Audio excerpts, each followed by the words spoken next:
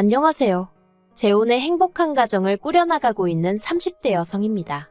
이미 다 지난 일이지만 전 남편과 있었던 이야기를 하려고 찾아왔어요. 제가 다 지난 전 남편 이야기를 꺼내는 이유는 오늘 시내에 나갔다가 전 남편을 마주쳤거든요. 사는 곳이 멀지 않아 이런 날이 올지도 모른다는 생각을 종종 하긴 했었는데 정말 마주치게 되니까 옛날 기억이 머릿속을 스치네요. 그래서 그냥 전에 어디 가서 해본 적 없는 이야기인데 오늘 한번 해볼까 해요.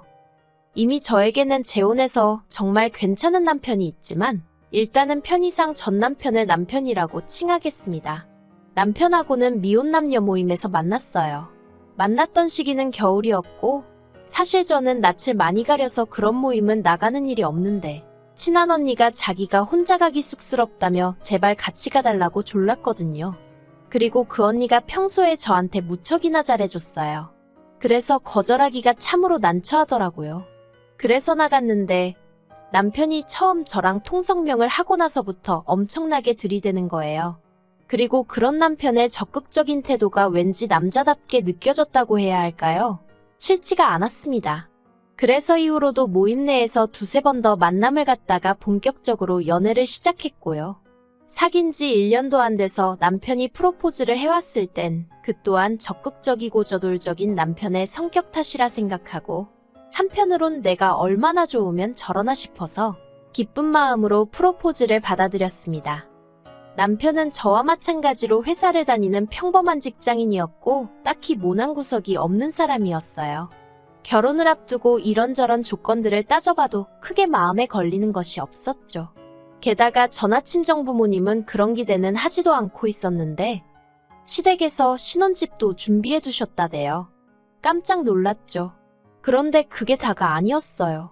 신혼집 안에는 이미 가정가구까지 다 들어와 있었거든요. 그래서 제가 이건 언제 다 준비한 거냐고 했더니 잠깐 주춤하더니 한다는 말이 저랑 연애할 때 이미 하나씩 다 준비를 하고 있었다는 거예요. 자기는 저랑 결혼하게 될 거라는 확신이 있었다면서. 그리고 제가 너무 순진했던 거죠. 그 말을 전혀 의심하지 않았거든요. 오히려 이 남자가 이런 로맨틱한 부분도 있었구나 하고 감동까지 했는걸요. 그런데 친정어머니는 제 이야기를 들으시곤 아무래도 뭔가 찜찜하다시대요. 아무리 그쪽에서 저를 좋게 봤어도 그렇지 신혼집은 그렇다 쳐도 어떻게 가정가구까지 다 들여놓냐면서. 그리고 가정가구는 보통 신혼부부가 같이 가서 취향에 맞춰서 사는 거지 어느 집에서 그걸 일방적으로 다 채워놓냐 하시는 거예요. 그런데 그 말을 듣고 나니까 저도 좀 뭐랄까 마음에 걸리는 것들이 있긴 했어요. 집안에 채워져 있던 가정가구들이 새 거는 맞는데 어딘가 유행이 좀 지나간 것들 같았다고 해야 할까요? 그리고 아무리 봐도 남편 취향이나 어머님 취향은 아니었단 말이죠. 그렇다고 신우 취향인가 생각해봤는데 솔직히 동생 신혼집에 누나 취향으로 꾸며놓는다? 그건 말도 안 되는 것 같고. 그런데 도통 남편에게 뭘 어떻게 물어봐야 할지 모르겠는 거예요. 그래서 이러지도 저러지도 못하고 하루 이틀 시간만 흘려보냈습니다. 그러다 청첩장이 나오고 남편 친구들에게 청첩장도 주고 인사도 할 겸 자리가 만들어졌어요. 그런데 남편 친구들이 저를 보더니 좀 당황하고 놀라는 눈치더라고요. 뭔가 어색한 공기가 흘렀죠. 그래도 술이 한 잔 두 잔 들어가니까 금세 분위기는 풀어졌지만요. 그리고 저도 나름대로 남편의 친한 친구들이라고 하니까 잘 보이고 싶은 마음에 평소 제 성격과는 달리 리액션도 열심히 하고 그랬어요. 그랬더니 남편 친구들 중 한 명이 남편더러 재수씨는 지연이랑 생긴 건 엄청 닮았는데 성격이 완전 딴판이네 그러는 거예요. 지연이? 지연이가 누구지? 하는 생각이 드는 동시에 순간 분위기가 착 가라앉았고 서로서로 눈치만 보고 남편은 남편대로 당황한 기색이 역력해서는 무슨 소리를 하는 거냐면서 취했냐고 막 너스레를 떠는데 아, 내가 모르는 뭔가가 있구나 싶더라고요. 그리고 결국 그날의 술자리는 떨떠름한 분위기로 끝이 났고 저는 택시를 타고 집에 왔습니다. 집에 오는 내내 남편한테서 전화며 문자며 끝없이 쏟아졌지만 술 취한 남편과 대화다운 대화가 이루어질 것 같지 않더라고요. 그래서 핸드폰은 열어보지도 않고 잤어요. 그리고 이튿날 늦은 오후가 돼서야 남편을 만났습니다. 카페에서 남편을 만나 지연이가 누구냐 단도직입적으로 물었어요. 그랬더니 남편이 정말 미안하다면서 사실은 자기가 저한테 고백할 게 하나 있다대요. 그리고 듣게 된 이야기는 충격 그 자체였습니다. 지연이란 여자는 남편의 전처였거든요. 남편은 혼인신고는 안 했었기 때문에 전처라는 표현은 가당치도 않다고 했지만 제 생각은 달랐습니다. 일가 친척 지인들 다 불러놓고 결혼식을 올렸으면 혼인신고를 했건 안 했건 부부 아닌가요? 적어도 거기 왔던 사람들은 다 남편이 결혼했던 걸 기억할 테니까요. 하지만 남편은 계속해서 자기는 법적으로 깨끗하다. 그래서 미혼 남녀 모임에도 나갈 수 있었던 거라며 저를 설득하려 들더군요. 아무튼 남편 말로는 그 지연이란 여자와 결혼식을 올리고 신혼여행까지 갔지만 여행 이틀 만에 도저히 같이 못 살겠다는 생각이 들어서 파혼을 했대요. 그리고 신혼집 또한 실은 지연이란 여자와 살려던 집이었다고요. 그 이야기를 듣는 동안 정말 제가 느낀 심정은 말로 표현할 수가 없어요. 단순히 실망하고 화가 났다는 수준이 아니었죠. 배신감에 치가 떨린다는 게 이런 건가 싶었고, 그러나 중에도 내가 이 결혼식을 엎으면 어떻게 될까 하는 계산도 하게 되고, 드라마 속 여주인공들처럼 어떻게 그럴 수 있냐 소리를 지르고 그런 것도 못하겠더라고요. 그냥 손발이 덜덜 떨리고 심장은 얼마나 벌렁거리던지 한마디로 제정신이 아니었다니까요. 저는 남편에게 우리 결혼 다시 한번 생각해보자 했고 그 길로 집에 왔습니다. 그런데 결론부터 이야기하자면 파혼은 못했어요. 파혼을 못한 이유는 어리석게도 파혼을 하고 났을 때 주변에서 들려올 수군거림을 감당할 자신이 없었거든요. 저희 친정부모님 체면을 지켜드리지 못하는 것도 너무 죄송했고요. 그래서 결국 제 가슴속에 묻고 가기로 했습니다. 계획대로 결혼하고 그리고 보란듯이 잘 살면 되는 거라고 애써 그렇게 생각을 했어요. 그렇게 어디에도 말 못할 큰 비밀을 간직한 채 남편과 부부의 연을 맺었습니다. 이따금씩 얼굴도 모르는 지연이란 여자가 떠올라 괴로운 순간도 있었지만 그래도 남편과의 신혼은 비교적 즐겁고 평화로웠네요. 그런데 문제는 결혼하고 1년이 지나도록 아이가 생기지 않더라고요. 신혼을 즐기고 싶은 생각은 있었지만 그렇다고 딱히 피임을 한 적도 없는데 말이죠. 그래도 첫 해는 때가 되면 생기겠지 하고 크게 걱정은 하지 않았어요. 그런데 2년째 들어가면서부터는 시부모님께서 왜 아이를 안 갖냐며 조금씩 재촉을 하시더라고요. 그리고 남편도 왜 안 생기는지 모르겠다, 도대체 얼마나 더 노력을 해야 하냐며 농담처럼 한탄을 하고는 했는데 그런 말을 들을 때마다 왠지 저한테 문제가 있나 싶어서 조금씩 마음이 급해지는 거예요. 실제로 제가 생리가 불규칙하고 그렇다 보니 걱정도 됐고요. 그래서 처음엔 남편한테 말도 못하고 혼자 무슨 죄 지은 사람 마냥 산부인과에 갔어요. 그런데 병원에서는 저는 아무 문제가 없다면서 그냥 건강관리 잘하고 마음을 편히 가지라는 속편한 소리만 하대요. 그래서 저 일부러 취미생활도 그림 그리기니 도자기 만들기니 죄다 뭐랄까 마음을 가라앉히는 종류로만 골라서 찾아다녔어요. 그나마 가끔 한 잔씩 마시던 맥주마저 끊었고요. 퇴근 후 어떻게든 짬을 내서 1시간씩 운동하고 정말 임신하기 좋은 몸을 만드느라고 제 나름대로 최선을 다했죠. 하지만 그래도 어째서인지 아이는 생기지 않았고 게다가 저 혼자 아무리 노력을 하면 뭐하나요? 남편은 회사 일을 핑계로 걸핏하면 술에 떡이 돼서 집에 오기 일쑤였고 운동하고도 담을 쌓은 지가 오래였으니 그래서 결국 참다 못한 제가 남편한테 같이 병원에 가자고 했어요. 그런데 남편이 곧 죽어도 병원은 가기 싫답니다. 병원에서 자기 상태를 확인하는 그 과정이 수치스럽다나요? 그리고 시부모님께서도 하시는 말씀이 당신 아들에게는 아무런 문제가 없을 거랍니다. 그래서 제가 어떻게 그걸 그렇게 확신하시냐 했어요. 사실 결혼 초만 하더라도 그래도 시부모님 말씀이라면 내내 하고 웬만해선 싫은 소리를 안 하던 저였지만 2년쯤 넘어가면서 임신은 안 되고 시부모님은 괜히 제 탓을 하시고 그러니 저도 할 말은 하고 살아야겠다 싶더라고요. 그래서 언젠가부턴 아니다 싶으면 조금씩 따지고 들기도 하고 싫다 소리도 하고 그렇게 성격이 바뀌었네요. 아무튼 그러고 제가 물으니 어머님이 하시는 대답이 가관이었습니다. 당신이 연초에 용하다는 점집에 다녀왔는데 당신 아들 사주에는 자식이 있다고 했다는 거예요. 그러니 병원에 가보고 어쩌고 할 필요가 없다나요? 이건 뭐 아무리 제가 논리적인 이유를 가져다 대도 사주님이시니니 들이대시니 말이 통해야 말이죠. 게다가 남편마저 비협조적으로 나오니 제가 다 큰 성인 남자를 끌고 병원에 갈 수도 없는 노릇이었고 환장하겠더군요. 그래서 저도 그냥 될 대로 되라 하고 내버려뒀어요. 그렇다고 포기를 한 건 아니고 남편과 계속 노력은 했지만 더 이상 제가 할 수 있는 게 없었다는 뜻이에요. 언젠간 찾아와 주겠지.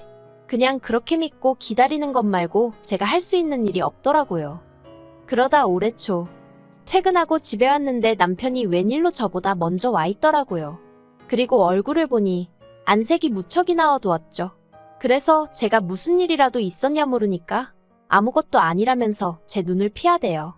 그래도 한 이불 덮고 지낸 시간이 있는데 단박에 무슨 일이 있다는 건 알겠더군요. 하지만 뭐가 됐건 간에 아직 나한테 말할 준비가 안 되어 있나 보다 싶어서 더는 묻지 않았습니다.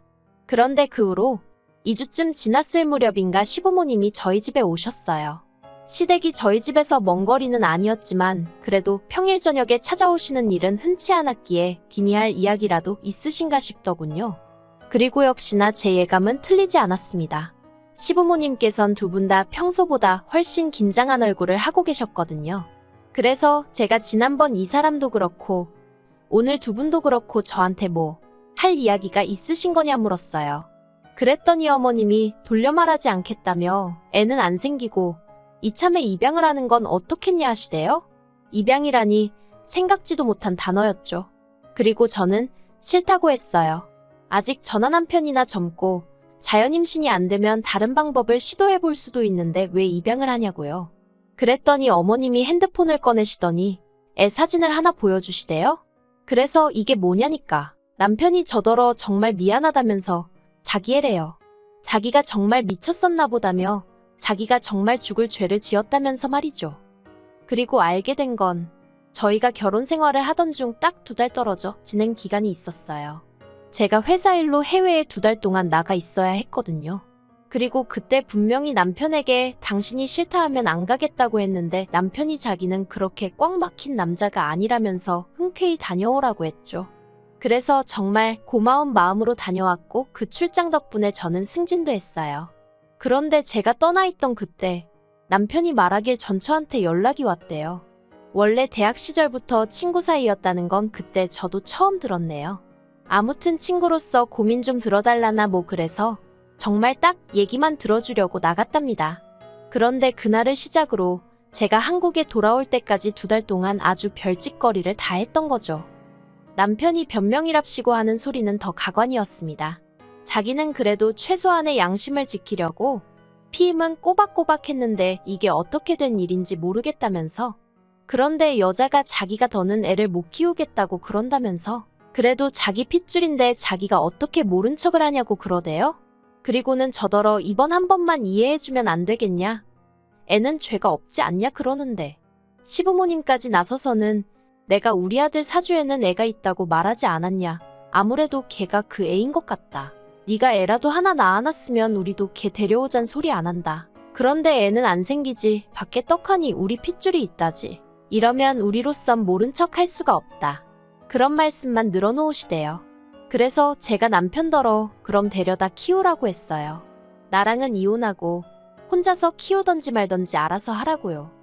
그런데 정말 실망스러웠던 건 그러면 말이라도 남편이 이혼은 못한다 그럴 줄 알았는데 남편이 갈등을 하는 게 제 눈에 보이더라고요. 이혼도 싫고 애는 데려와야겠고 어이가 없었죠. 저요. 솔직히 100번 양보해서 밖에서 낳아온 아이라고 해도 키워줄 수 있었을지도 몰라요. 남편이 저랑 같이 임신하려고 열심히 노력을 해줬었다면 말이죠. 하지만 제가 그렇게 임신을 기다리는 동안 남편은 아무 노력도 안 해줬거든요. 하다못해 병원도 안 가줬잖아요. 그런데 이제 와서 밖에다 애를 낳아놨으니 키워달라? 세상에 어떤 정신나간 X가 좋다고 키운다고 하겠냐는 거죠. 거기다 시부모님은 기껏해서 한다는 소리가 이혼해봤자 여자만 손해라고 그러면서 저더러 너 알지? 이혼하면 너는 몸뚱아리만 나가야 돼. 여기 집이고 뭐고 다 우리가 해준 거야. 나 같으면 그게 감사해서라도 눈 딱 감고 애 키워. 애가 큰애도 아니고 어린애라 내 새끼다 품으면 품어지는데 그걸 왜 못해. 그런 소리나 하고 계셨으니까요. 그래서 결국 남편하고는 이혼했어요.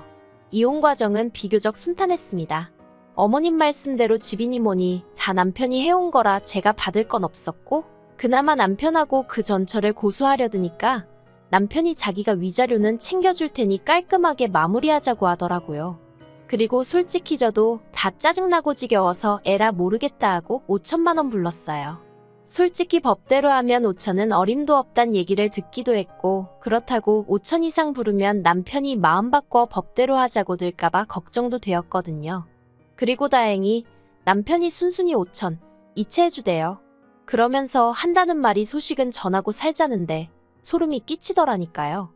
그런데 이혼하고 반년쯤 지나서 진짜 황당한 소식을 전해 들었어요. 남편 친구들 중 한 명이 알려준 건데, 저도 왜 저한테 굳이 알려준 건진 모르겠지만서도 남편 전처가 남편한테 맡기고 간 애가 남편 애가 아니랍니다.